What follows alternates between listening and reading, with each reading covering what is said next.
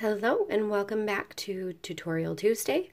This is part 2 of our brioche segment, and today we're going to be learning brioche purl stitch, BRP, and also just some reminders and things that are going to help you be more proficient at brioche overall and in the long run. So first of all, I want to start by pointing out here we have one ball of our yarn coming from one end of our stitches, and we have the other coming from the other end of our stitches. The main color is the color that I cast on with. So as you can see, my cast on here is the purple, and the blue is going to be my contrasting color. So very important to remember. I want you to all drill this into your brain. If your main color and contrast color are on opposite ends of your stitches, you always are going to use your contrasting color first because you want it to meet up with your main color.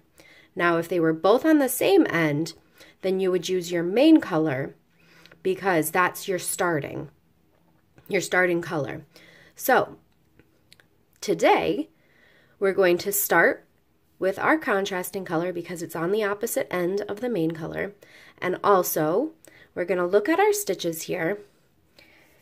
And if you recall last week, we used our previous stitches as a guide for what we're going to do this week. So first we will just knit our selvage edge stitch. That's not part of the brioche pattern.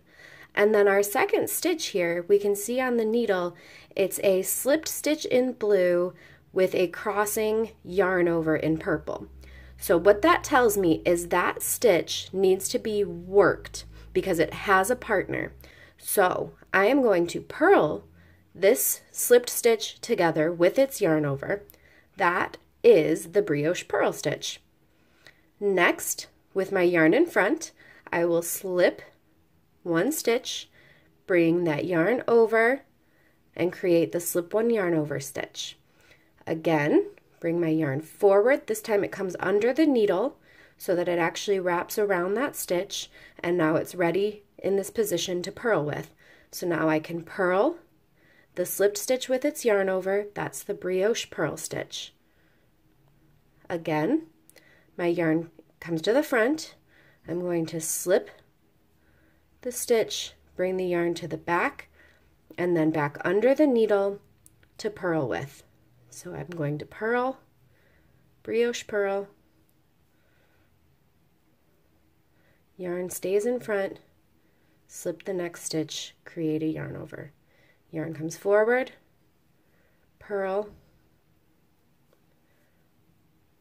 yarn stays forward, slip the next stitch to create a slip one yarn over.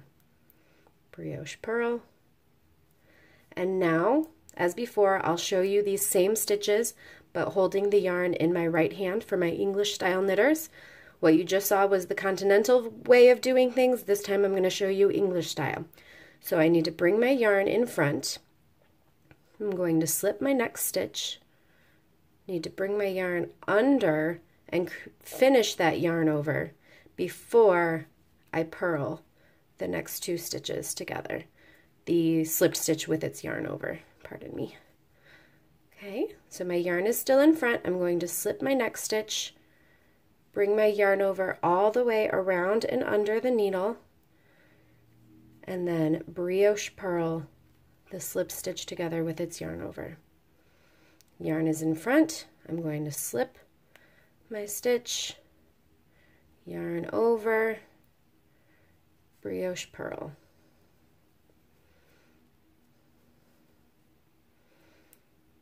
Slip one, yarn over, brioche purl.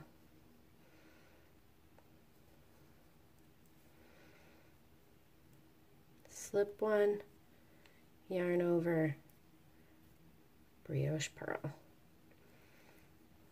So now I have one stitch left on my needle. That's my knit stitch for the selvage edge. So actually I'm going to bring my yarn to the back and just knit that as normal. So that's the brioche purl stitch. Join me next week where we will recap everything we've learned and also cover what happens next. Please be sure to give this video a like before you go and subscribe if you haven't already. See you next time. Bye.